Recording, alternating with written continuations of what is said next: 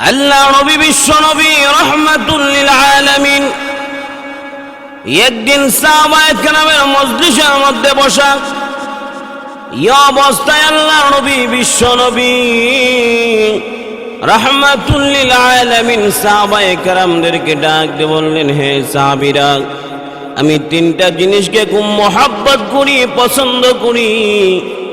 এবার আল্লাহ নবী ডাক দিয়ে বলেন, প্রথম নম্বর হলো আমি সুগন্ধি জিনিসকে খুব মহব্বত করি, পছন্দ করি।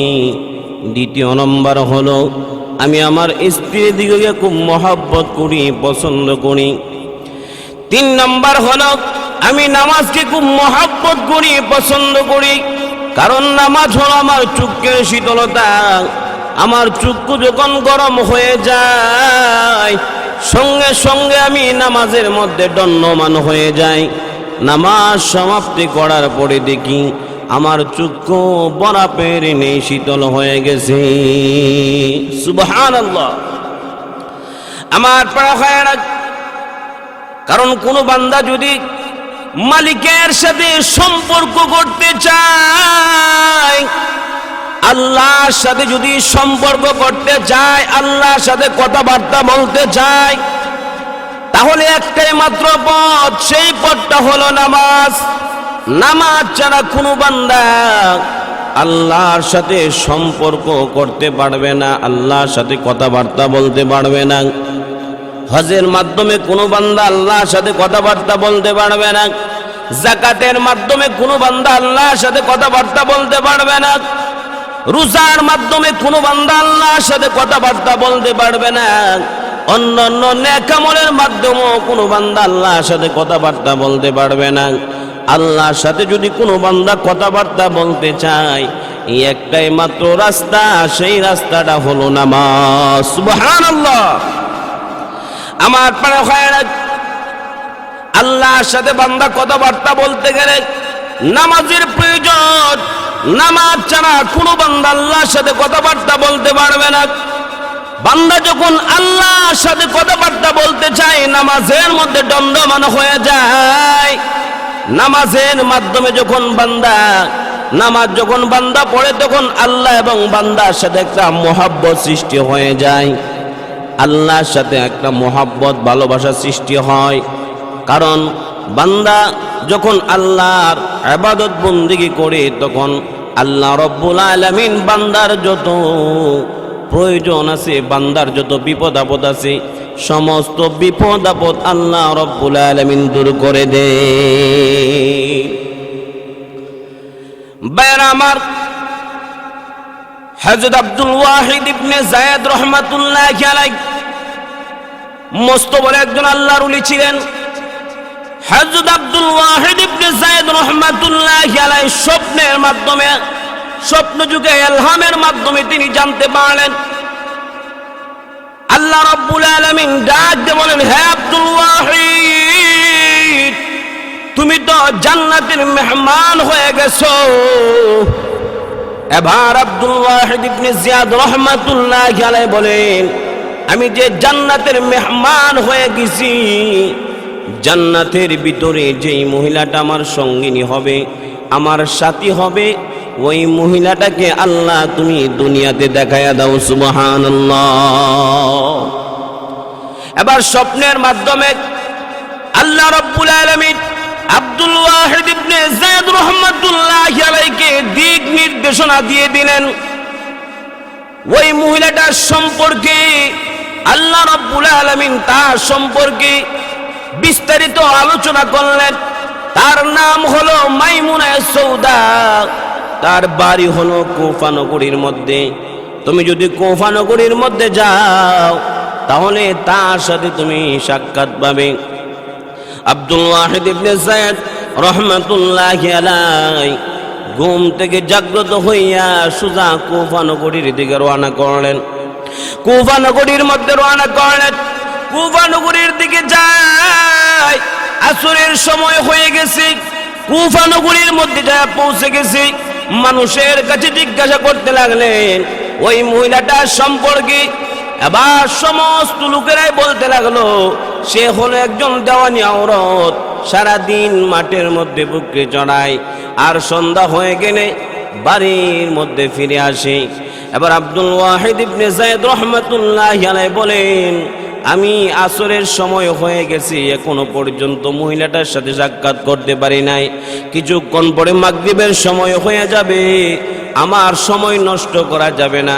এবার আব্দুল ওয়াহিদ ইবনে যায়েদ রাহমাতুল্লাহি আলাইহি বলেন, অপেক্ষা যদি করি অনেক সময়ের প্রয়োজন, অপেক্ষা করলে অনেক সময়ের প্রয়োজন, সময় মতো আমি বাড়িতে যাইতে পারবো না। এবার তিনি জঙ্গলের দিকে রওনা করলেন। জঙ্গলের কাছে যাইয়া তিনি ওই মহিলাটাকে খুঁজতে শুরু করিয়া দিছি, কিন্তু কোথাও পাইতেছে না, কোথাও পাইতেছে না। হঠাৎ করে একটা পাহাড়ের উপরে যায়া আব্দুল ওয়াহিদ ইবনে যায়েদ রাহমাতুল্লাহি আলাইহি উঠেছে। পাহাড়ের উপরে যায় যখন উঠলেন, উঠিয়া তাকায় দেখে চতুর্দিক দিয়ে শুধু পাহাড় আর পাহাড়, পাহাড় আর পাহাড়। মধ্যস্থলে একটা সমতল ভূমি দেখা যায়। ওই সমতল ভূমির মধ্যে একটা মানুষ যাই নামাজের মুসল্লার মধ্যে দাঁড়াইয়া সালাত আদায় করতেছে, নামাজ পড়তেছে।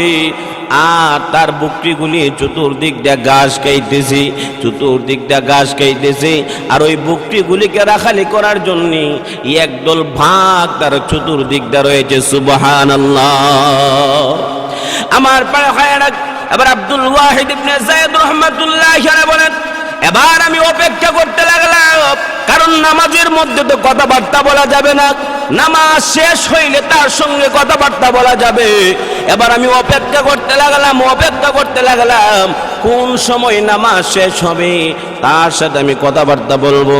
যেই মাত্র আসসালামু আলাইকুম ওয়া রাহমাতুল্লাহ, আসসালামু আলাইকুম ওয়া রাহমাতুল্লাহ বলে যখন সালাম ফিরালো, সালাম ফিরানোর সাথে সাথে এবার মাইমুনা সৌদা ডাক দিয়ে বললেন, হে আব্দুল ওয়াহিদ, তুমি এখানে কেন আসিয়াছো? তোমার সাথে তো এখানে আমার সাক্ষাৎ হওয়ার কথা না, তোমার সাথে তো এখানে আমার দেখা সাক্ষাৎ হওয়ার কথা না, তোমার সাথে সাক্ষাৎ হওয়ার কথা হলো আমার জান্নাতের ভিতরে। সুবহানাল্লাহ। আমার পরে ভাইরা, জান্নাতের ভিতরে। এবার আব্দুল ওয়াহিদ ইবনে যায়েদ রাহমাতুল্লাহি আলাইহি বললেন, হে মাইমুনা সৌদা, তুমি আমার নাম কি করে জেনেছো? আমার নাম তুমি কি করে জেনেছো? তোমার সাথে তো আমার আগে দেখা সাক্ষাৎ হয় নাই, কথাবার্তাও হয় নাই, তুমি আমার নাম কি করে জেনেছো? এবার আব্দুল ওয়াহিদ ইবনে যায়েদ রাহমাতুল্লাহি আলাইহি যখন এই কথা বললেন, মাইমুনা সৌদা ডাক দিয়ে বললেন, হে আব্দুল ওয়াহিদ ইবনে যায়েদ রাহমাতুল্লাহি আলাইহি, আল্লাহ রাব্বুল আলামিন যখন সমস্ত সৃষ্টি করিয়া আলমে আরওয়াহর মধ্যে যখন বলিয়াছিল, আলাস্তু বিরাব্বিকুম, আমি কি তোমাদের প্রভু নয়? তখন তোমার রূহ এবং আমার রূহ এতই নিকটবর্তী ছিল, এতই কাছাকাছি ছিল, সেখান থেকে যে আমি তোমার নাম জেনেছি, আজও পর্যন্ত তোমার নাম আমি বলতে পারি না। আমার পরে হয় না, যেই মাত্র এই কথা বললেন, বলার সাথে সাথে আব্দুল ওয়াহিদ ইবনে যায়েদ রাহমাতুল্লাহি আলাইহি বললেন, ঠিক আছে, এই জিনিসটা বুঝতে পারলাম, কিন্তু আরেকটা জিনিস তো বুঝতে পারলাম না। আমরা দুনিয়াতে দেখি কোনো সবল জিনিস যদি দুর্বল জিনিস পায়, তাহলে তার উপর আক্রমণ করে, করে কি করে না? আক্রমণ করে। কিন্তু বাঘ হচ্ছে সবল, বুকটিগুলি হচ্ছে দুর্বল। দুর্বল হওয়ার পরেও ওই বাঘ ওই বুকটিগুলির উপর আক্রমণ না করে বরংস পাহারা দিতেছে। এর কারণটা তো কিছুই বুঝতে পারলাম না। যেই মাত্র এই কথা বললেন, মাইমুনা সৌদা রাহমাতুল্লাহি আলাইহি ডাক দিয়ে বললেন, হে আব্দুল ওয়াহিদ, আব্দুল ওয়াহিদ, আমি যাই নামাজের মুসল্লার মধ্যে দাঁড়াইয়া নামাজের মাধ্যমে আল্লাহর সাথে আমি মুআমালা ঠিক করে নিয়েছি, আল্লাহর সাথে আমি সম্পর্ক ঠিক করে নিয়েছি, যার কারণে মহান আল্লাহ রব্বুল আলামিন আমার বকরি এবং বাঘের মধ্যে মুআমালা ঠিক করে দিয়েছে। বাঘ সবল হওয়ার পরেও, বকরি দুর্বল হওয়ার পরেও বাঘ বকরির উপর আক্রমণ করে না, বরং ওই বকরিগুলিকে পাহারা দিতেছে। সুবহানাল্লাহ। এই জন্য আমার পরে ভাইয়েরা, নামাজ ছাড়া কোন বান্দা আল্লাহর তৈরি জান্নাতের ভিতরে প্রবেশ করতে পারবে না। আউয়ালু মা ইউহাসাবু বিহিল আবদু ইয়াউমাল কিয়ামাতিস সালাহ, কাল কিয়ামতের দিন সর্বপ্রথম বান্দাকে নামাজ সম্পর্কে জিজ্ঞাসা করা হবে। আল্লাহ রাসূল বলেন, আমি তিনটা জিনিসকে খুব মহব্বত করি, পছন্দ করি। প্রথম নম্বর হলো সুগন্ধি জিনিসকে খুব মহব্বত করি, পছন্দ করি। দ্বিতীয় নম্বর হলো আমি আমার স্ত্রী দিগকে খুব মহব্বত করি, পছন্দ করি। তৃতীয় নম্বর হলো আমি নামাজকে খুব মহব্বত করি, পছন্দ করি। সুবহানাল্লাহ। ভাইরা আমার, এই কথা বলার পরে হযরত আবু বকর সিদ্দিক রাদিয়াল্লাহু তাআলা আনহু বলেন, ইয়া রাসূলুল্লাহ, ওগো নবীজি, আমিও তিনটা জিনিসকে খুব মহব্বত করি, পছন্দ করি। আল্লাহ নবী ডাক দিয়ে বলেন, হে আবু বকর, তুমি কোন তিনটা জিনিসকে বেশি মহব্বত করো, পছন্দ করো? এবার আবু বকর সিদ্দিক রাদিয়াল্লাহু তাআলা আনহু বলেন, প্রথম নম্বর হলো আমি আপনার চেহারা দর্শন আমার নিকট খুব পছন্দনীয়। আপনার চেহারা আমি যতই দেখি ততই আমার নিকট ভালো লাগে। সুবহানাল্লাহ। বাইরে আমার সাহাবায়ে কেরামের অবস্থা ছিল এরকম, সাহাবায়ে কেরামের অবস্থা ছিল এরকম। সাহাবায়ে কেরাম 2 দিন 3 দিন পর্যন্ত ক্ষুধার্ত, এমনকি অনেকে ক্ষুধার্ত অবস্থায় রাস্তার মধ্যে হাঁটাহাঁটি করে। আবার অনেক সাহাবায়ে কেরাম আছে পেটের মধ্যে পাথর বাঁধিয়া ঘরের মধ্যে গড়াগড়ি করে, পেটের ক্ষুধা আর সহ্য করতে পারে না। যেই মাত্র আল্লাহর নবী, বিশ্ব নবী রাহমাতুল লিল আলামিন রাস্তা দিয়া যায়, রাসূলের চেহারা দর্শনে তাদের 2 দিন 3 দিনের পেটের ক্ষুধা নিবারণ হয়ে যায়। আমার পরে হয় না, তাহলে আল্লাহ রাসূলের চেহারা দর্শন আবু বকরের নিকট খুব পছন্দনীয়। হে মুসলমান, হুসাইন রাদিয়াল্লাহু তাআলা আনহু তার মাকে ডাক দিয়ে বললেন, হে মা, চলো না নানাজির বাড়ির মধ্যে যাই। ফাতেমা রাদিয়াল্লাহু তাআলা আনহা বলেন, হে হুসাইন, তোমার নানাজির বাড়ির মধ্যে গেলে কি হবে? আমাদের বাড়ির মধ্যে 3 দিন হয়ে গেছে, কোনো খানা নাই, চুলার মধ্যে আগুন জ্বলে না। আর তুমি কি জানো, তোমার নানাজির গণের মধ্যে আজ থেকে নিয়ে 1 সপ্তাহ হয়ে গেল, তাদের ঘরের চুলার মধ্যে আগুন জ্বলে না। এবার হুসাইন ডাক দে বলে, হে নানা, হে মা, আমি নানাজির বাড়ির মধ্যে খাওয়ার জন্য যাব না গো মা, আমি নানাজির বাড়ির মধ্যে খাওয়ার জন্য যাব না। আমি এই জন্যে যাব, আমি দেখি আমি যদি আমার নানাজির চেহারা খানা একটা নজর দেখতে পারি গো মা, তাহলে আমার 3 দিনের পেটের ক্ষুধা নিবারণ হয়ে যাবে। সুবহানাল্লাহ। আমার পরে হয় না, এই জন্য আবু বকর বলেন, আমি প্রথম নম্বর হলো আপনার চেহারা দর্শন আমার নিকট পছন্দনীয়। দ্বিতীয় নম্বর হলো আমার কন্যা আয়েশা রাদিয়াল্লাহু তাআলা আনহা আপনার স্ত্রীতে থাকা, সেটাও আমার নিকট পছন্দনীয়। 3 নম্বর হলো আপনার জন্য মাল খরচ করা, সেটাও আমার নিকট পছন্দনীয়। চিল্লা বলেন সুবহানাল্লাহ। আমার পরে হয় না, এই 3টা কথা বলার পরে হযরত উমর রাদিয়াল্লাহু তাআলা আনহু বলেন, ইয়া রাসূলুল্লাহ, ওগো নবীজি, আমিও 3টা জিনিসকে খুব মহব্বত করি, 3টা জিনিসকে খুব পছন্দ করি। এবার আল্লাহর নবী ডাক দিয়ে বলেন, আবু উমর রে, তুই কোন 3টা জিনিসকে বেশি মহব্বত করিস, পছন্দ করিস? প্রথম নম্বর হলো তা'মুরুনা বিল মা'রুফ, সৎ কাজের আদেশ প্রদান করা, সেটা আমার নিকট পছন্দনীয়। দ্বিতীয় নম্বর হলো ওয়া তানহাউনা আনিল মুনকার, অসৎ কাজ থেকে মানুষকে বিরত রাখা, সেটাও আমার নিকট পছন্দনীয়। 3 নম্বর হলো পুরাতন পোশাক পরিধান করা, সেটাও আমার নিকট পছন্দনীয়। চিল্লা বলুন সুবহানাল্লাহ। আমার প্রাণ হয় না, যে উমর অর্ধেকটা পৃথিবী শাসন করেছে, যে উমর হাতের আঙ্গুলের ইশারার দ্বারা অর্ধেকটা পৃথিবী পরিচালনা করেছে, ওই উমর রাদিয়াল্লাহু তাআলা আনহু গোটা পৃথিবী শাসন করতে পারে নাই, গোটা পৃথিবী শাসন করতে পারে নাই। কিন্তু 4 জন ব্যক্তি গোটা পৃথিবীর শাসন করেছে। এর মধ্যে 2 জন হলো মুসলমান, 2 জন কি ইমান মুসলমান, আর 2 জন হলো অমুসলিম। অমুসলিমদের মধ্যে একজনের নাম হলো বাদশা নমরুদ, যিনি গোটা পৃথিবীর শাসন করেছে। আর একজনের নাম হলো বুখতেনসর, গোটা পৃথিবীর শাসন করেছে। আর মুসলমানদের মধ্য থেকে যে 2 জন গোটা পৃথিবীর শাসন করেছে, এর মধ্যে একজনের নাম হলো হযরত সুলাইমান আলাইহিস সালাতু ওয়াস সালাম, আরেকজনের নাম হলো জুলকারনাইন বাদশা, গোটা পৃথিবীর শাসন করেছে। বলেন না সুবহানাল্লাহ। বাইরে আমার 4 জন যেমন গোটা পৃথিবীর শাসন করেছে, হাদিসের কিতাবের মধ্যে উল্লেখ করা হয়েছে, ঠিক তদ্রূপভাবে 4 জন নবী এখনো পর্যন্ত জীবিত অবস্থায় আছে। সুবহানাল্লাহ জুড়ে খান। বাইরে আমার 4 জন নবী এখনো পর্যন্ত জীবিত অবস্থায় আছে। এর মধ্যে 2 জন জমিনের মধ্যে জীবিত অবস্থায় আছে, আর 2 জন আসমানের মধ্যে জীবিত অবস্থায় আছে, যাদের মৃত্যু হয় নাই। জমিনের মধ্যে যেই 2 জন নবী জীবিত অবস্থায় আছে, একজনের নাম হলো হযরত খিজির আলাইহিস সালাতু ওয়াস সালাম, আরেকজনের নাম হলো হযরত ইলিয়াস আলাইহিস সালাতু ওয়াস সালাম।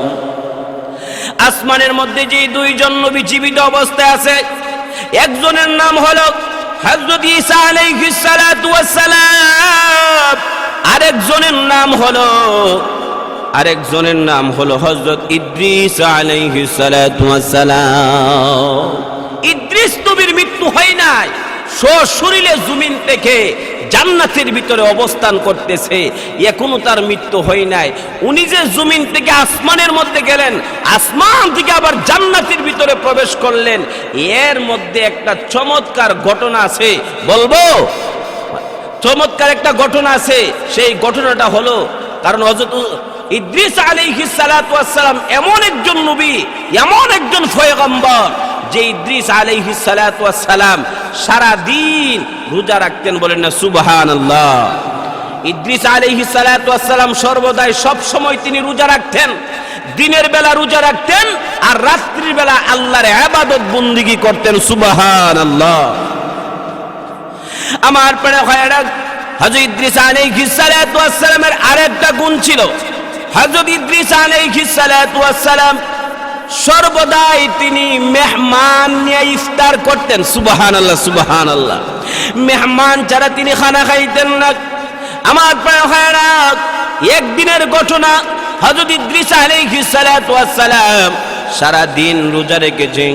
রোজা রাখার পরে যখন ইফতারের সময় হয়ে যায়, আমরা দেখি আমাদের অবস্থা হলো, বর্তমান আমাদের সমাজে যারা সারাদিন রমজান মাসের মধ্যে রোজা রাখে, রোজা রাখার পরে ইফতারের সময় হলে কেউ জালমুড়ি দিয়ে ইফতার করে, কেউ পিঠা দিয়ে ইফতার করে, কেউ আঙ্গুর বেদনা খেজুর দিয়ে ইফতার করে, পানি দিয়ে ইফতার করে। কথা ঠিক কিনা জুড়ে খাও।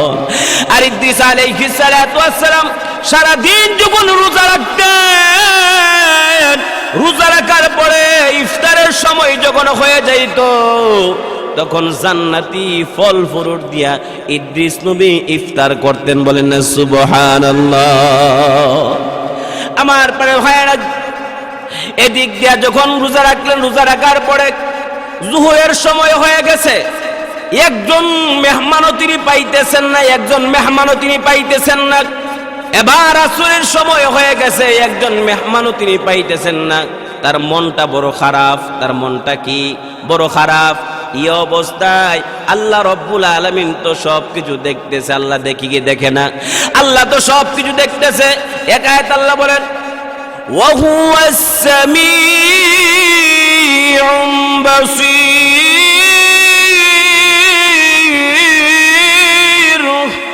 আল্লাহ রব্বুল আলামিন সবকিছু শুনেন এবং দেখেন। ইদ্রিস আলাইহিস সালাতু ওয়াস সালাম যে পেরেশানির মধ্যে আছে, আল্লাহ তো সবকিছু দেখতেছে। কেন পেরেশানির মধ্যে? মেহমান পাইতেছে না, কিছুক্ষণ পরে ইফতার করা হবে, রোজা রেখেছে। এখন যদি মেহমান না পা, ইদ্রিস নবী তো ইফতার করবে না। আল্লাহ রব্বুল আলামিন ডাক দিয়ে বলেন, হে আজরাইল, তুমি তুমি আর দেরি করিও না, আর দেরি করিও না, তুমি অতি তাড়াতাড়ি ইদ্রিস নবীর বাড়ির মেহমান হয়ে যাও। সুবহানাল্লাহ। 14 বেশ দুরিয়া, মুসাফিরের 14 বেশ দুরিয়া ইদ্রিস নবীর বাড়ির মেহমান হয়ে যাও। আমার পরে হয় না, এবার আজরাইল আলাইহিস সালাতু ওয়াস সালাম মুসাফিরের 14 বেশ দুরিয়া ইদ্রিস নবীর বাড়ির রাস্তা দিয়া যাইতেছে। সুবহানাল্লাহ জুড়ে খান। রাস্তা দিয়া যাইতেছে ইদ্রিস আলাইহিস সালাতু ওয়াস সালাম। এবার তিনি রাস্তার পাশে দাঁড়ায় আছে, কোনো মুসাফির পাওয়া যায় কিনা, মেহমান পাওয়া যায় কিনা। হঠাৎ করে তাকায় যায়, কে যেন আসতেছে, কে যেন আসতেছে। তাকায় দেখে একজন মুসাফির আগমন করতেছে, মুসাফির আসতেছে।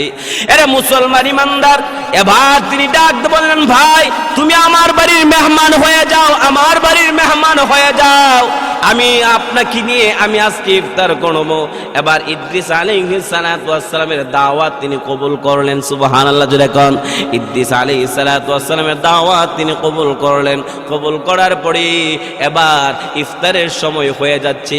আল্লাহ রাব্বুল আলামিন এবার জিবরাইলকে ডাক দিয়ে বলে, হ্যাঁ জিবরাইল, জান্নাতি ফল ফ্রুট কনসার মধ্যে লইয়া, পাত্রের মধ্যে নিয়া তুমি ইদ্রিস নবীর বাড়ির মধ্যে পৌঁছা দিয়ে আসো। কিছুক্ষণ পরে ইফতার করা হবে। মানুষের 14 বেশ দুরিয়া, মুসাফিরের 14 বেশ দুরিয়া হযরত ইদ্রিস আলাইহিস সালাতু ওয়াস সালামের বাড়ির মেহমান হয়ে গেলেন। ইফতারের সময় হয়ে গেছে। ইফতারের সময় হয়ে যাওয়ার পরে এবার জান্নাতি সমস্ত খাবার সামনে রাখিয়া সারা দিন রোজা রেখেছে। রোজা রাখার পরে ইদ্রিস আলাইহিস সালাতু ওয়াস সালামের পেটের মধ্যে অনেক ক্ষুধা। কথা ঠিক কিনা জোরে খান। সারা দিন মানুষ যখন রোজা রাখে তখন ইফতারের সময় তার পেটের মধ্যে অনেক ক্ষুধা থাকে। এই অবস্থায় ইদ্রিস আলাইহিস সালাতু ওয়াস সালাম মুসাফিরকে ডাক দিয়ে বললেন, হ্যাঁ মুসাফির ভাই, তুমি কিছু খানা খাও, ফল ফ্রুট খাও। আমি সারা দিন রোজা রেখেছি, আমিও কিছু খানা খাই, ফল ফ্রুট খাই। যেই মাত্র এই কথা বললেন, বলার সাথে সাথে তিনি এবার মাথা নিচু করে ইদ্রিস আলাইহিস সালাতু ওয়াস সালাম ফল ফ্রুট খাওয়া শুরু করে দিলেন। ফল ফ্রুট খাইয়া যখন পেট ভরলো, পেট ভরার পরে ইদ্রিস আলাইহিস সালাতু ওয়াস সালাম তার মাথাটা উপরের দিকে উঠালেন। উঠায় তাকায় দেখে মুসাফির জিও আগের অবস্থায় আছে। মুসাফির একটা ফলের মধ্যে স্পর্শ করে না, স্পর্শ করে না। এবার ইদ্রিস তুমি ডাক দিয়ে বললেন, হ্যাঁ ভাই মুসাফির, তুমি দিয়ে একটা ফলের মধ্যে স্পর্শ করো না, ব্যাপারটা কি? তুমি কোনো খানা খাইলে না, ব্যাপারটা কি? এবার ইদ্রিস আলাইহিস সালাতু ওয়াস সালাম যখন এই কথা বললেন, মুসাফির ডাক দিয়ে বলে, হ্যাঁ ভাই ইদ্রিস, আমি এখন খানা খাইতে পারবো না, আমার একটু অসুবিধা আছে। কারণ ফেরেশতা তো কোনো কিছু খানা, কথা ঠিক কিনা জোরে খান, ফেরেশতারা কোনো কিছু খানা, আমার একটু অসুবিধা আছে, আমি এখন খানা খাইতে পারবো না। এবার ইদ্রিস আলাইহিস সালাতু ওয়াস সালাম মনে মনে ভাবতে লাগলেন, বেচারার মনে হয় কোনো সমস্যা আছে, যার কারণে তিনি খানা খাইতেছে না। আচ্ছা যাই হোক, অসুবিধা নাই। এবার তিনি সন্ধ্যা হয়ে গেল। সন্ধ্যা হয়ে যাওয়ার পরে এবার তিনি বিছানার মধ্যে গেলেন শুতে। এবার ইদ্রিস আলাইহিস সালাতু ওয়াস সালামকে ডাক দিয়ে বললেন, হ্যাঁ ভাই ইদ্রিস, সকাল বেলা যখন হবে, সকাল বেলা হয়ে যাওয়ার পরে তুমি আল্লাহর কুদরতি কিছু নিদর্শন তুমি আমাকে ঘুরে দেখায়ো। আল্লাহ রাব্বুল আলামিন এই পৃথিবীকে কত সুন্দর করে আল্লাহ সাজিয়েছেন। যেই জায়গার মধ্যে যেই জিনিসটা রাখার দরকার, সেই জায়গার মধ্যে আল্লাহ রাব্বুল আলামিন সেই জিনিসটা রেখেছেন। কথা ঠিক কিনা জোরে খান। আমার প্রিয় ভাইরা, কত সুন্দর করে আল্লাহ রাব্বুল আলামিন পৃথিবীটাকে আল্লাহ সাজিয়েছে। আল্লাহ কত সুন্দর করে পৃথিবীটাকে সাজিয়েছে। আল্লাহ এই পৃথিবীর মধ্যে বড় বড় পাহাড় আল্লাহ স্থাপন করেছে। কথা ঠিক কিনা জোরে এখন বড় বড় পাহাড় আল্লাহ স্থাপন করেছে। হে মুসলমান ইমানদার, আমাদের বাংলাদেশের মধ্যে অনেক জায়গার মধ্যে পাহাড় আছে, আছে কিনা নাই? সিলেট এলাকার মধ্যে যান, জুরি এলাকার মধ্যে যান, গিয়ে দেখবেন বড় বড় পাহাড় দেখা যায়। ইন্ডিয়ার মধ্যে বড় বড় পাহাড় দেখা যায়। সৌদি আরব বহুত পাহাড় আছে, বড় বড় পাহাড় আছে। শ্রীলঙ্কার মধ্যে বড় বড় পাহাড় আছে। এই জন্য আল্লাহ রাব্বুল আলামিন এই পৃথিবীর মধ্যে বড় বড় পাহাড়গুলো আল্লাহ স্থাপন করেছেন, যাতে করে জমিন নাড়াচাড়া করতে না পারে। কথা ঠিক কিনা জুড়ে কান? কারণ এই জমিনের নিচে হলো পানি। জমিনের নিচে কি? এই জমিনের নিচে হলো পানি।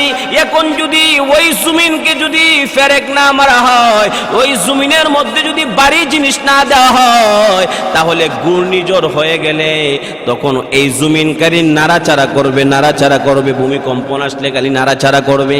কথা ঠিক কিনা জুড়ে খান? আর নাড়াচাড়া করলে বান্দারা সঠিকভাবে আল্লাহর গোলামি করতে পারবে না, ঠিক কিনা?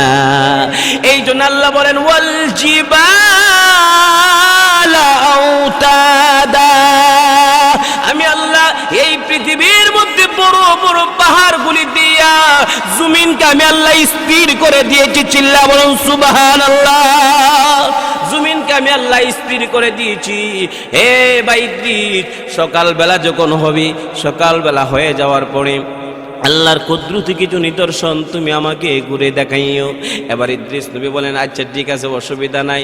এবার ঘুম থেকে জাগ্রত হইয়া সকালবেলায় এবার ইদ্রিস আলাইহিস সালাতু ওয়াস সালাম মুসাফিরকে নিয়ে রওনা করলেন আল্লাহর সৃষ্টি জগৎ দেখার জন্য, আল্লাহর কুদরতি নিদর্শনগুলি দেখার জন্য। কিছু দূর সামনে যাওয়ার পরে গিয়ে দেখে একটা ক্ষেতের মধ্যে অনেকগুলি ফল ধরে আছে।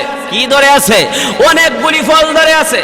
এবার ইদ্রিস আলাইহিস সালাতু ওয়াস সালামকে ডাক দিয়ে বললেন, হে ভাই ইদ্রিস, ওই যে ক্ষেতের মধ্যে অনেকগুলি ফল ধরা আছে, চলো না ওই ক্ষেত থেকে কিছু ফল আনিয়া আমরা খেয়ে ফেলি। এবার ইদ্রিস আলাইহিস সালাতু ওয়াস সালাম বলেন, না, ওই ক্ষেত থেকে ফল খাওয়া সম্ভব হবে না, কারণ এই ক্ষেত আমার না, এটা অন্য ব্যক্তির ক্ষেত। ওই ক্ষেত থেকে ফল খাইতে হলে মালিকের অনুমতি নিতে হবে। কথা ঠিক কিনা জোরে? হ্যাঁ, মালিকের অনুমতি নিতে হবে। এটা হলো বান্দার হক। বান্দার হক যদি বান্দা তুমি নষ্ট করো, তাহলে তোমার অনুমতি নিতে হবে। নষ্ট করলে তার কাছে মাপ চাইতে হবে। বান্দা যতক্ষণ পর্যন্ত মাফ না দিবে, আল্লাহ রাব্বুল আলামিনও বান্দাকে মাপ দিবে না। কথা ঠিক কিনা? এই জন্য বান্দার হক নষ্ট করলে বান্দার কাছ থেকে মাপ নিতে হবে। আমাদের সমাজে অনেক মানুষ আছে যে বান্দার হক নষ্ট করতেছে, ইয়েতিমের মাল আত্মসাৎ করতেছে। অনেক মানুষ আছে ক্ষেত বাড়ানোর জন্য অন্য ব্যক্তির ক্ষেতের আইল পর্যন্ত খাইতা এর ক্ষেত বাড়ায় আলা। কথা ঠিক কিনা জোরে খান? এ মুসলমান ইমানদার, তাহলে বোঝা গেল যে বান্দার হক নষ্ট করলে বান্দার কাছ থেকে মুক্তি নিতে হবে, মাফ নিতে হবে। আর আল্লাহর হক যদি কোনো বান্দা নষ্ট করে, তাহলে আল্লাহর কাছে মাফ চাইতে হবে। আল্লাহ হলেন গফফার, আল্লাহ হলেন রহমান এবং রহিম। আল্লাহ মেহেরবানি করে, দয়া করে আল্লাহর হক যদি কোনো বান্দা নষ্ট করে, মহান আল্লাহ বান্দার জিন্দেগির গুনাহ মাফ করিয়া দিতে পারে। কথা ঠিক কিনা? এ মুসলমান ইমানদার, যেই মাত্র এই কথা বললেন, বলার সাথে সাথে ইদ্রিস আলাইহিস সালাতু ওয়াস সালাম বললেন, না, বান্দার কাছ থেকে যতক্ষণ পর্যন্ত অনুমতি না নেওয়া হবে ততক্ষণ পর্যন্ত ফল খাওয়া যাবে না। এবার ইদ্রিস আলাইহিস সালাতু ওয়াস সালাম ওই মুসাফিরকে লইয়া আরেকটু সামনে অগ্রসর হলেন। সামনে অগ্রসর হওয়ার পরে, কারণ ইদ্রিস তুমি এখনো পর্যন্ত ওই মুসাফিরের সম্পর্কে কিছু জানে না। কথা ঠিক কিনা জোরে খান? মুসাফির কে, তার সম্পর্কে কিছু জানা নাই। একটু সামনে যখন অগ্রসর হলেন, অগ্রসর হওয়ার পরে গিয়ে দেখে একটা মাঠের মধ্যে কয়েকটা ছাগল ঘোরাফেরা করতেছে। কি করতেছে? ঘোরাফেরা করতেছে, ঘাস খাইতেছে। এবার মুসাফির ডাক দিয়ে বলল, হে ভাই ইদ্রিস, চলো না ওই ছাগলগুলির মধ্য থেকে একটা ছাগল দুরিয়া আনিয়া আমরা জবাই করে খেয়ে ফেলি। যেই মাত্র এই কথা বললেন, বলার সাথে সাথে এবার ইদ্রিস আলাইহিস সালাতু ওয়াস সালাম মনে মনে ভাবতে লাগলেন, ব্যাপারটা কি? ব্যাপারটা কি? কিছুক্ষণ আগে দেখা গেল অন্য ব্যক্তির ক্ষেতের ফলের প্রতি লোভ, এখন দেখা যায় অন্য ব্যক্তির পশুর প্রতি লোভ, ছাগলের প্রতি লোভ। কথা ঠিক কিনা জোরে খান? তার খালি লোভ লোভ। ব্যাপারটা কিটা? মানুষটার পরিচয় জানতে হবে, লোকটার পরিচয় জানতে হবে। ইদ্রিস আলাইহিস সালাতু ওয়াস সালাম এবার ডাক দিয়ে বললেন, হ্যাঁ ভাই মুসাফির, তোমার আসল পরিচয়টুকু বলো, তুমি কে? এবার মুসাফির ডাক দিয়ে বলল, ভাই ইদ্রিস, আসলে আমি দুনিয়ার কোনো মানুষ নয়, আমি হইলাম আজরাইল। আল্লাহ রব্বুল আলামিন আমাকে পাঠাইছে তোমার বাড়ির মেহমান হওয়ার জন্য। কারণ তোমার একটা অভ্যাস হলো, তুমি মেহমান ছাড়া কোনোদিন ইফতার করো না। সন্ধ্যা হয়ে গেছে, এর আগেও তুমি একজন মেহমানও পাইতেছো না। এই অবস্থায় তুমি টেনশনের মধ্যে ছিলা, চিন্তার মধ্যে ছিলা। আল্লাহ আমাকে ডাক দিয়ে বলে, হে আল্লাহ, হে আজরাইল, তুমি মুসাফিরের 14 বেশ দূরিয়া, তুমি ইদ্রিস নবীর বাড়ির মেহমান হইয়া ইদ্রিস নবীকে তুমি ইফতারটুকু করাই আসো। বলেন না সুবহানাল্লাহ। যার কারণে আমি আগমন করলাম। এবার ইদ্রিস আলাইহিস সালাতু ওয়াস সালামকে ডাক দিয়ে বললেন, ভাই ইদ্রিস, আমি যেহেতু আপনার কাছে আসছি, এখন আপনার সাথে আমি একটু বন্ধুত্ব সম্পর্ক করতে চাই। আজরাইল বলে, আপনার সাথে আমি একটু বন্ধুত্ব সম্পর্ক করতে চাই। এবার ইদ্রিস আলাইহিস সালাতু ওয়াস সালাম তখন মনে মনে ভাবতে লাগলেন, আজরাইল বন্ধুত্ব সম্পর্ক করতে চায়। কারণ আজরাইল তো এমন আজরাইল যে আজরাইল মানুষের 3.5 হাত বুড়ি থেকে রূহকে কবজ করে নিয়ে যায়। কথা ঠিক কিনা জোরে এখন? দুনিয়ার মায়া ত্যাগ করে মানুষ দুনিয়া ছেড়ে বিদায় হয়ে চলে যায়। আজরাইল কাউকে ছাড় দেয় না। আজরাইলের সাথে বন্ধুত্ব আজরাইল নিজে প্রস্তাব দিয়েছে, আমি আপনার সাথে বন্ধুত্ব সম্পর্ক করতে চাই। ইদ্রিস আলাইহিস সালাতু ওয়াস সালাম বললেন, আপনি যদি আমার সাথে বন্ধুত্ব সম্পর্ক করতে চান, তাহলে আমার 2টা শর্ত আছে। কয়টা শর্ত? আমার 2টা শর্ত আছে। 2টা শর্ত পালন করলে আপনি আমার সাথে বন্ধুত্ব সম্পর্ক করতে পারবেন। আবার আজরাইল বললে, কি শর্ত? প্রথম নম্বর শর্ত হলো, আমাকে এই মুহূর্তে আমার জান তোমার কবজ করতে হবে। এই মুহূর্তে আমার জান কবজ করতে হবে। আজরাইল বলে, আমি কিভাবে আপনার জান কবজ করব? আপনার জান আমি কিভাবে কবজ করব? কারণ আল্লাহ যদি অনুমতি না দেয়, আল্লাহ যদি পারমিশন না দেয়, তাহলে তো কারো জান আমি কবজ করতে পারি না। কথা ঠিক কিনা? আল্লাহর অনুমতি ছাড়া আজরাইল কারো জান কবজ করা সম্ভব না। আমার প্রাণে হয় না, এই অবস্থায় আজরাইল আলাইহিস সালাতু ওয়াস সালাম পড়লেন তো মহা বিপদে। নিজেই আগে প্রস্তাব দিয়েছে বন্ধুত্ব সম্পর্ক গড়ার জন্য। এবার ইদ্রিস নবী বলে, বন্ধুত্ব সম্পর্ক গড়তে চাও তাহলে 2টা শর্ত। এর মধ্যে প্রথম নম্বর হলো, এই মুহূর্তে আমার জান কবজ করতে হবে। এবার আজরাইল বলে, আমার পক্ষে সম্ভব না।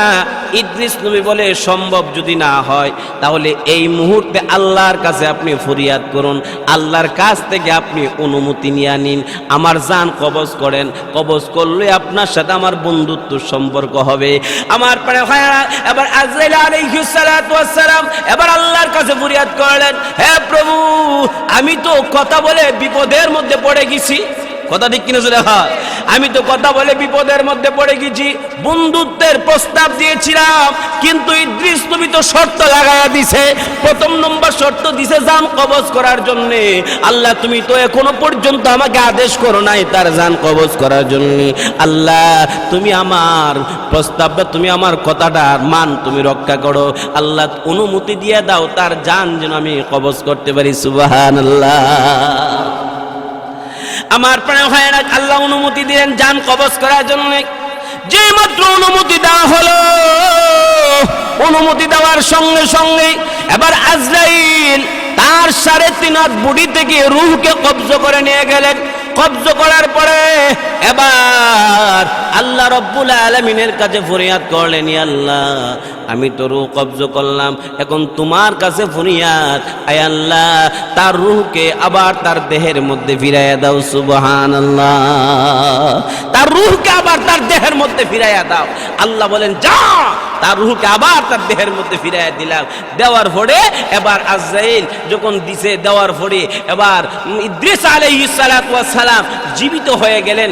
জীবিত হওয়ার পরে ইদ্রিস আলাইহিস সালাতু ওয়াস সালামকে আজরাইল ডাক দিয়ে বলে, হে ভাই ইদ্রিস, আচ্ছা তুমি বলো তো দেখি, তোমার জান কবজ করার সময় তোমার কতটুকু কষ্ট হইছে? এবার ইদ্রিস আলাইহিস সালাতু ওয়াস সালাম বলেন, আমার জান যখন আপনি কবজ করলেন, কবজ করার করার সময় আমার এতটুকু কষ্ট হয়েছে, এতটুকু কষ্ট হয়েছে।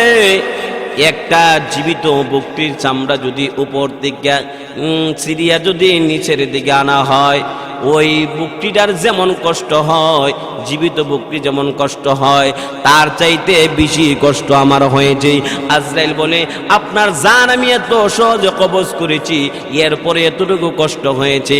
আর যারা বদকার হবে, যারা পাপী হবে, যারা গুনাহগার হবে, তাদের জান কবজ করার সময় কতটুকু কষ্ট হবে চিন্তা করার দরকার আছে কিনা না? নবীদের জান কবজ করার সময় যদি এতটুকু কষ্ট হয়, এতটুকু কষ্ট হয়, যারা পাপী হবে, যারা গুনাহগার বান্দা হবে, তাদের জান কবজ করার সময় কতটুকু কষ্ট হবে। আল্লাহু আকবার, আল্লাহু আকবার।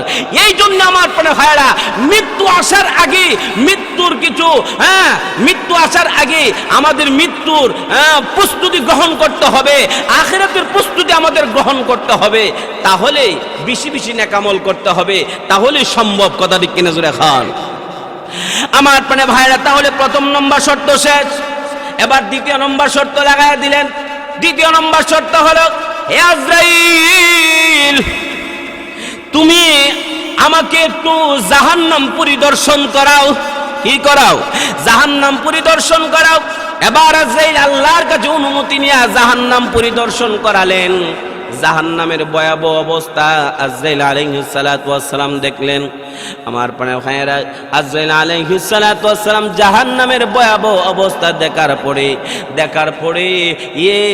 পরে এবার আল্লাহ রব্ব এবার আজরাইল আলাইহিস সালাতু ওয়াস সালামের কাছে ফরিয়াদ করলেন, হে আজরাইল, জাহান্নাম দেখলাম আমি, জাহান্নাম তো খুব কঠিন আযাবের জায়গা।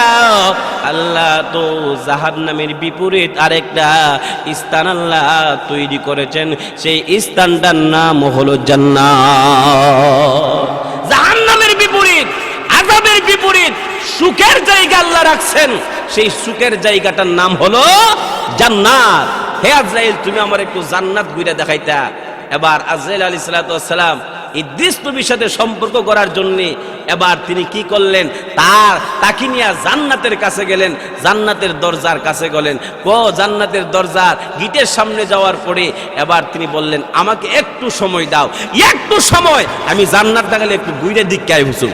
সুবহানাল্লাহ জোরে খান। জান্নাতটা গেলে একটু ঘুরে দেখে আসবো। যেই মাত্র জান্নাতের গিটের মধ্যে গেছে, আজরাইল আলাইহিস সালাতু ওয়াস সালাম সময় নির্ধারণ করে দিছে। দেখেন না, আমাদের বর্তমান সমাজের মধ্যে যারা জেলে যাওয়ার পরে দেখবেন ওই কয়েদি যারা আছে, তাদের মা বাবা আত্মীয় স্বজন যখন দেখা করতে দেখা করার সময় এবার নির্ধারিত একটু সময় দেয়া যে 10 মিনিট, 5 মিনিট, 15 মিনিট, এই সময়ের ভিতরে দেখা সাক্ষাৎ করে শেষ করতে হবে। ঠিক তদ্রূপভাবে আজরাইল আলাইহিস সালাতু ওয়াস সালাম ইদ্রিস নবীরে কয়েক মিনিট সময় নির্ধারণ করে দিলেন, এই সময়ের ভিতরে তুমি জান্নাতটা ঘুইরা আবার আসতে হবে, তোমাকে নিয়ে আবার দুনিয়াতে যাব। সুবহানাল্লাহ জুড়ে খান। আমার প্রিয় ভাইয়েরা, যেই মাত্র এই কথা বললেন, বলার সাথে সাথে ইদ্রিস আলাইহিস সালাতু ওয়াস সালাম রাজি হয়ে গেলেন। রাজি হইয়া নির্ধারিত সময়ের ভিতরে জান্নাত ঘুরে আসলেন। জান্নাত ঘুরতে ঘুরতে ইদ্রিস আলাইহিস সালাতু ওয়াস সালামের মনে হলো, এত আরামের জায়গা, এত সুখ শান্তির জায়গা, এই সুখ শান্তির জায়গা থেকে আমি আর যাব না। সুবহানাল্লাহ। কিন্তু আজরাইলের সাথে তো ওয়াদা দিছে যাইতে হইব। কথা ঠিক কিনা জোরে খান। আজরাইলের সাথে ওয়াদা দিছে যেতে হবে। এবার গিটের সামনে যাইয়া, আজরাইলের সামনে যাইয়া এবার ইদ্রিস আলাইহিস সালাতু ওয়াস সালাম এবার তিনি ডাক দিয়ে বলেন, ভাই আজরাইল, আমি জান্নাত ঘুরে দেখে আসছি, তোমার কাছে উপস্থিত হয়ে গেছি, কথা মতো তো আমি আমার ওয়াদা আমি পালন করেছি। এই কথা বলে এবার ইদ্রিস আলাইহিস সালাতু ওয়াস সালাম পিছনের দিকে না তাকাইয়া সোজা একটা দৌড় দিলেন জান্নাতের ভিতরে। সুবহানাল্লাহ জোরে খান। জান্নাতের ভিতরে দৌড় দিছে। আজরাইল ডাক দিলে, ভাই ইদ্রিস, তুমি জান্নাতে কেন যাও? তোমার তো সময় শেষ, তাড়াতাড়ি তুমি আসো। এবার ইদ্রিস তুমি বলে, না না, আমি জান্নাতের ভিতরে যেহেতু ঢুকেছি, কারণ দুনিয়াতে যা হবার তো আমার হয়ে গেছে, কারণ প্রত্যেকটা মানুষ মৃত্যুবরণ করতে হবে। মৃত্যুবরণ করার পরে ডাইরেক্ট সে জান্নাতের ভিতরে আসতে পারবে না। নবীরা ব্যতীত ডাইরেক্ট জান্নাতের ভিতরে আসতে পারবে না। নবীর ব্যতীত আর কেউ ডাইরেক্ট জান্নাতের ভিতরে যেতে পারবে না, সকলেই জাহান্নাম পরিদর্শন করে আসতে হইবে। কথা ঠিক কিনা জোরে খান? জাহান্নাম পরিদর্শন করতে হবে। আমি তো জাহান্নামও পরিদর্শন করলাম, আমার তো একবার মৃত্যু হয়েছে, আমি জাহান্নামও দেখলাম, এরপর আমি জান্নাত হইলাম। এখন তো আমার দুনিয়াতে যা কিছু হওয়ার হয়ে গেছে, এখন তো আমি আর দুনিয়ার মধ্যে যেতে চাই না, আমি জান্নাতের ভিতরেই থাকতে চাই। সুবহানাল্লাহ। এদিক দিয়ে আল্লাহ রাব্বুল আলামিন এই কর্মকাণ্ডগুলি সব কিছু আল্লাহ দেখতেছে। দেখা আল্লাহ রাব্বুল আলামিন আজরাইলকে ডাক দেয়, হে আজরাইল, আমার কাছে অনুমতি না নিয়ে আসছো, এবার ইদ্রিস নবী তো তোমার বিপদের মধ্যে ফেলে দিছে। কথা ঠিক কিনা জোরে এখন? বিপদের মধ্যে ফাইলা এখন জান্নাতের মধ্যে অবস্থান করতেছে। যাও, তার তকদীরের মধ্যে, তার জিন্দেগীর ডায়েরির মধ্যে, তকদীরের মধ্যে আমি আল্লাহ এইভাবেই ঘটনাগুলি লিখেছি, তোমার সাথে এই কর্মকাণ্ডগুলি করবে, করিয়া জান্নাতের ভিতরে ঢুকবে, আর জান্নাত থেকে বাহির হবে না। আল্লাহু আকবার, আল্লাহু আকবার। এ মুসলমান ইমানদার, এই জন্য আমি বলতেছিলাম ইদ্রিস আলাইহিস সালাতু ওয়াস সালাম জান্নাতের ভিতরে অবস্থান করতেছে। জান্নাতের ভিতরে অবস্থান করার পরে এবার আল্লাহ নবী যখন মেরাজের রজনীতে গেলেন, মেরাজের রজনীতে যাওয়ার পরে ইদ্রিস নবীর সাথে সাক্ষাৎ হয়ে গেছে। বলেন না সুবহানাল্লাহ। আমার প্রিয় ভাই, আল্লাহ নবী বিশ্বনবী রাহমাতুল লিল আলামিন মেরাজের রজনীতে ইদ্রিস নবীর সাথে সাক্ষাৎ হয়ে গেল। ইদ্রিস আলাইহিস সালাতু ওয়াস সালাম কে ডাক দিয়ে বললেন, ভাই ইদ্রিস, তোমার ভাগ্যটা কত ভালো, তোমার জীবনটা কত উন্নত, মৃত্যু ছাড়াই তুমি জান্নাতের মেহমান হয়ে গেছো। এবার ইদ্রিস আলাইহিস সালাতু ওয়াস সালাম বলেন, ইদ্রিস আলাইহিস সালাতু ওয়াস সালাম বলেন, ওগো আল্লাহর পয়গম্বর, আমি আর ভাগ্যটা ততটুকুই ভালো, আমার জীবনটা ততটুকুই ভালো, কিন্তু এখনো পর্যন্ত জান্নাতের কামরার ভিতরে আমি এখনো প্রবেশ করতে পারি নাই। সুবহানাল্লাহ। আমি খালি জান্নাতের বারিন্দা দিয়া ঘুরতেছি, বারিন্দা দিয়া ঘুরতেছি, জান্নাতের কামরার ভিতরে প্রবেশ করতে পারি না। জান্নাতের কামরার ভিতরে যখন যেতে চাই, দরজার মধ্যে যখন কড়া নাড়া দেয়, এমন সময় দরজার ভিতর থেকে আওয়াজ আসে, কি আপনি দরজার মধ্যে কড়া নাড়া দিতেছেন? আমি ইদ্রিস নবী, আমি জান্নাতের ভিতরে প্রবেশ করতে চাই। না না, জান্নাতের ভিতরে আপনার জন্য নয়, এই জান্নাত আপনার জন্য নয়, এই কক্ষ আপনার জন্য নয়, এই জান্নাত হলো উম্মতে মুহাম্মদের জন্য মহান আল্লাহ রাব্বুল আলামিন রিজার্ভ করে রেখে দিয়েছে। সুবহানাল্লাহ। এই জন্য উম্মতে মুহাম্মদের কত দাম, কত দাম। আল্লাহু আকবার, আল্লাহু আকবার। এই জন্য আমি বলতেছিলাম হযরত ইদ্রিস আলাইহিস সালাতু ওয়াস সালাম কিভাবে আল্লাহর তৈরি জান্নাতের মধ্যে গেল। ও মুসলমান ইমানদার, হযরত ওমর রাদিয়াল্লাহু তাআলা আনহু কথা বলতেছিলাম। হযরত ওমর রাদিয়াল্লাহু তাআলা আনহু যে তিনটা জিনিসকে খুব মহব্বত করে, পছন্দ করে, এর মধ্যে প্রথম নম্বর হলো যে তা'মুরুনা বিল মা'রুফ ওয়া তানহাউনা আনিল মুনকার, এবং প্রথম নম্বর হলো সৎ কাজের আদেশ করা, আর দ্বিতীয় নম্বর হলো অসৎ কাজের নিষেধ করা, তিন নম্বর হলো পুরাতন পোশাক পরিধান করা। চিল্লা বলুন সুবহানাল্লাহ। আল্লাহ রাব্বুল আলামিন আমাদের সকলকে আমল করার। হুজুরের পরবর্তী ওয়াজ আসিতেছে আমাদের ইউটিউব চ্যানেলে, তাই সাবস্ক্রাইব করে সাথেই থাকুন।